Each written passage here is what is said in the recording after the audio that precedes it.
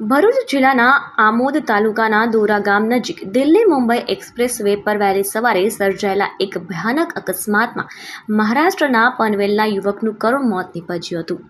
પ્રાપ્ત માહિતી અનુસાર આકાશ દત્તાત્રેય મડકે નામનો યુવક પોતાની ઇનોવા કાર સર્વિસ રોડ પાસે ઊભી રાખી નીચે ઉતર્યો હતો.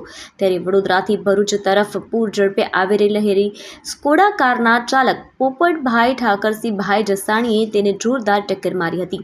અકસ્માત એટલું ગંભીર હતું કે યુવકનું ઘટના સ્થળે જ મોત નીપજ્યું હતું. જ્યારે અકસ્માત સર્જી સ્કોડા ચાલક વાહન સાથે સ્થળ પરથી ફરાર થઈ ગયો હતો. ઘટનાની જાણ થતાં આમોદ પોલીસે તાત્કાલિક દોડી જઈ મૃતદેહને પોસ્ટમોર્ટમ માટે આમોદ સામૂહિક આરોગ્ય કેન્દ્ર ખાતે ખસેડ્યો હતો અને ફરાર ચાલક વિરુદ્ધ ગુનો નોંધી તેની શોધખોળ સહિતની વધુ તપાસ હાથ ધરી છે.